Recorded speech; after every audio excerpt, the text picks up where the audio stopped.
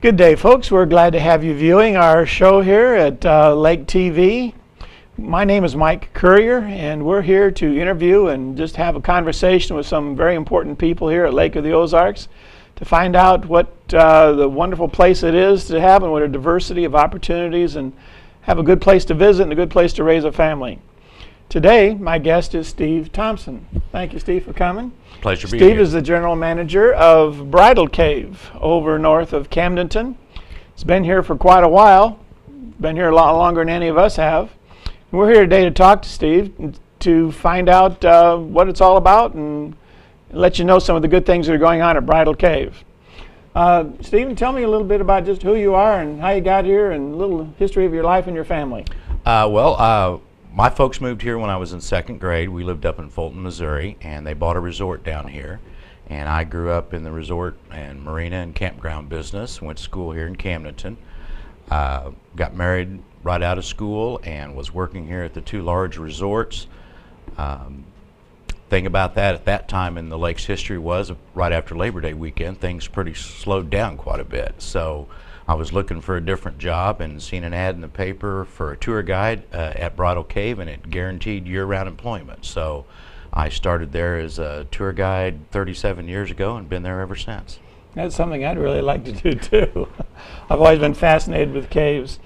We see signs all up and down the highways and good advertisements, and the active Bridal Cave makes a little plus rather than just any other caves that are always popular around here at the lake.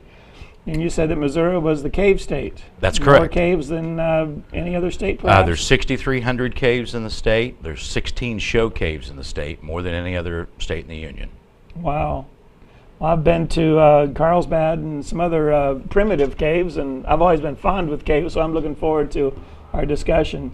Tell me how you got started as a tour guide, and then eventually got promoted, evidently. Yeah, I just stuck around till everybody else left, I guess. That's how you got the job. Yeah. Huh? Well, tell us a little bit about the history of Bridal Cave and how it became developed. The cave itself has been known as, at one time, it was part of the original Hahatonka tract. It was owned by Colonel R.G. Scott. Colonel R.G. Scott wrote a book called Indian Romances, and in that book there's a legend about an Indian maiden and prince being married in Bridal Cave. So everybody knew it as Bridal Cave.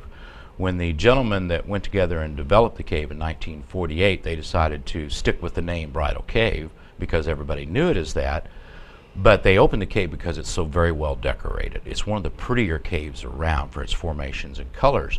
Once they opened the cave, they didn't anticipate it, but folks started calling, can we get married there? And they decided, after enough phone calls, well, yeah, we'll do it as a publicity thing, and we'll do a wedding. And on June 1st, 1949, Mr. and Mrs. Basil Cole from Sedalia, Missouri, were the first couple to be married in the cave. It got a tremendous amount of press, and the phone started ringing off the wall. Folks wanted to get married.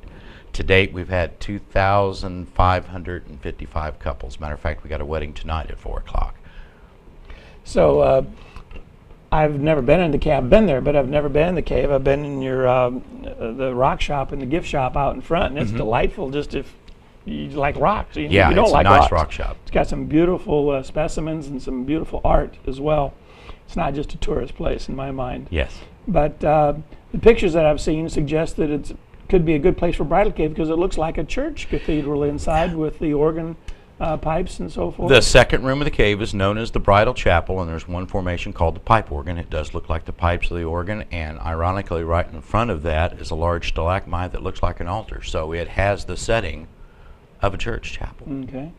So you have weddings almost every week by this time of year, yes, I'm guessing. we do them year-round. We'll do about 140, 150 weddings a year. And we've had them from almost all 50 states and 7 foreign countries. Wow. So you don't have to get married to go there. It's a nice place to visit, too. Tell us some of the features of the cave. Well, like I mentioned, the cave is known for its formations and colors. We use only white light, so the colors you see are all completely natural. And Ripley's, believe it or not, rated it as the largest cave formation with more formations per square foot than any other known cave or cavern. Most caves you go into in the front part, you'll walk through a limestone passageway. Somewhere towards the back, it'll start to get pretty and you'll see some formations. Where Bridal Cave is different, when you walk in the first room, you'll see a little bit of the limestone. From that point on throughout the tour, you walk in, around, and through one continuous formation for a quarter of a mile, ceiling to floor. They estimated about 500 million cubic inches of onyx.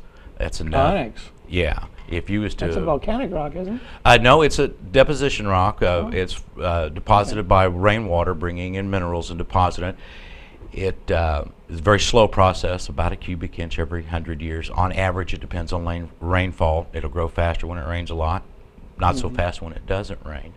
But if you was to divide that formation into pieces, say the size of a hardball, you'd have enough to give to every man, woman, and child in the United States. So there's a lot of it. A lot of it. Yeah. That's great.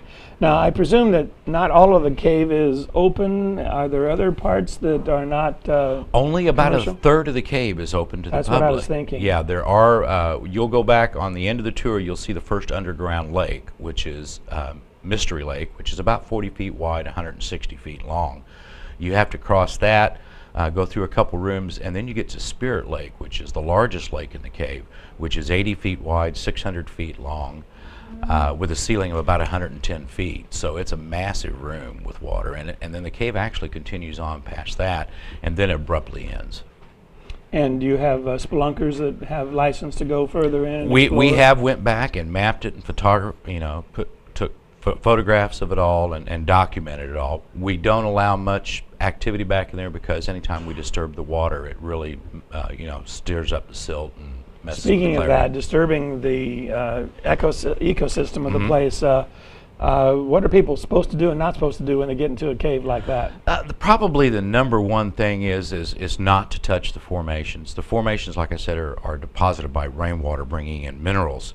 And as long as that's uninhibited, the formations will continue to grow.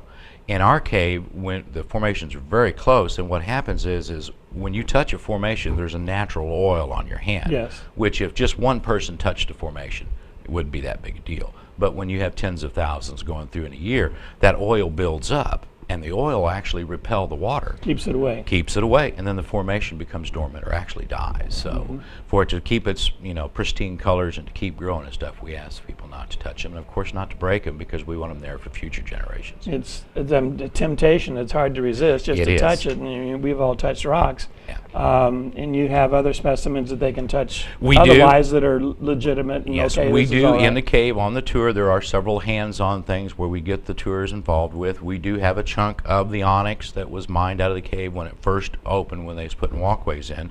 It's not quite as big as a volleyball, but it gives. We pass it around on the tour.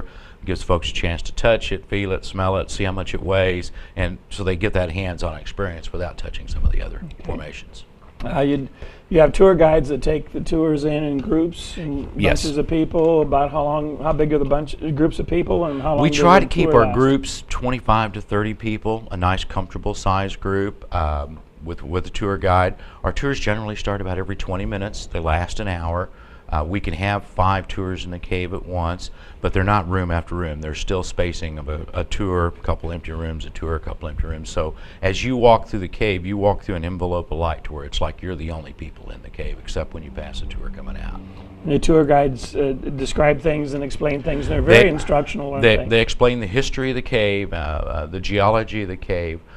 It's all meant to be, you're on vacation. It's meant to be fun. We try to keep it lighthearted and fun. Hopefully you'll learn a little bit about the Ozarks as you go through, but we're actually there to make sure that you have a good time while you're here in the Ozarks. That's great. Do you have lots of school groups that come through? School groups is a big part of our business. In the spring, we run about 6,000 to 7,000 school kids. Most elementary schools within about a 2-hour bus ride of Camdenton we run. Great. That way they can have the bus bring them to school in the morning. They can get here, take the tour, and be back in time to get the bus back home. So yeah, in April and May, Monday through Friday, we're actually busier Monday through Friday than we are on weekends in the spring because of the amount of school kids. That's good. You mentioned that the time of year. Tell us a little story about hot and cold, and when is your peak time during the summer, and when to expect a group of people. That was an interesting story you had. The cave, the cave is constant. It's 60 degrees year round, and that's actually what they call the mean temperature, which tells you if you took the temperatures for a year here in Missouri and averaged them, the cave you'd come up with the number 60 degrees. That'll also tell you the further north you go, caves get colder. Further south you go, caves get warmer from here. But a lot of people visit here in Lake of the Ozarks in the summer. So it's a 80, 90 degree day. They go to the cave, and that 60 degrees is very cool and refreshing. Well, they remember that, and they happen to come in the fall or in the winter, and they're packing their coats and all that, because if it's cold in the summer, it must be really cold during the winter. Well, they're pleasantly surprised when they get in there that the cave's still 60 degrees. Pretty warm then, isn't it? Yeah, that 60 that was refreshing in the summer all of a sudden is short and t-shirt weather in the winter, because when it's 30 outside, 60 feels pretty nice. It's the same concept of geothermal energy that some houses are using to heat and cool Correct. their homes in the winter and summer. Correct. Then. Yeah, that's interesting. Let's say someone wanted to get married there. What procedure would they follow, and what would the cost be? We take reservations online, or you can call. We have 2 different packages available. It's very affordable. The basic package is $400, which covers all the basics. The deluxe package includes flowers and photographer. It's $600. All of the packages include a lifetime pass to the cave. We do up to 5 weddings a night. We do them every night, year-round. We are closed Christmas Day, Thanksgiving Day, and New Year's Day, but other than that, we do weddings year-round. We have been in the last few years here doing a promotion during Valentine's Day. The Sunday before Valentine's Day, we renew vows for free. We had 144 couples last year come down and renew their vows. It was a really fun event. That's great. So you have your resident pastor, or someone can. We actually have 3 on call that we work with to come down and perform the Or a things. couple could bring their own pastor. Yes, you may. Sure. Yes. Okay, that's great. Full service then, isn't it? Yes, it is. Yeah. Tell us about the gift shop out front. We have 2 different shops there. The main visitor center is a rock and mineral shop. We have suppliers that bring us rocks and minerals from all over the world. We get really nice specimens, quite a few museum quality specimens, nice to put on your mantle and look at. We have them in price range anywhere from 50 cents to $500. So if a kid wants a little rock, we got something that they can take home as a souvenir. But it's a nice collection from all over the world. And then we have a smaller shop that's right down by the cave entrance. We call the souvenir shop, which is all the bridal cave stuff: T-shirts, coffee mugs. You know, everybody seems to collect something: magnets, Right. lapel pins. So we have all that stuff down there. That's great. Where do you see the cave going in the next 5 years? Any changes, or that's kind of a pun, but We're kind of a stagnant attraction. I mean, we can't change the cave itself. I mean, it's the same thing year round. So we're in a generational business. If you tour the cave, you probably won't come see it again till the next generation, your kids or something. And we expect that. About 20% of our business is repeat. The rest of it's new customers every year. This is our 65th anniversary. We have continued to survive and thrive through the different changes here at the lake, and we're just a steady old attraction here at the so lake. as far as the tourist and economy of the lake, you've been pretty stable? We've been pretty stable. We have our ups and downs, you know, like everybody does. Last year was the best year we've ever had. We're a little soft this year. We kind of anticipated that, but not. If we look back past last year, we're doing better than previous years from that. So we're real pleased with the community. The highway systems here have worked to our benefit. The expressway in Camdenton, we actually started 5 years before they even moved dirt, made sure that we would have adequate signage and location of how to get people to the cave. We didn't think the one in Osage Beach would affect us, but it's actually helped us quite a bit. It opened up everything east of the Grand Glaze Bridge. Lots of times in the summer before the expressway, people would call and say, well, how long does it take to get there? And we'd be honest, depending on traffic, 30 minutes to an hour. And folks wouldn't come. They didn't want to sit in the car an hour.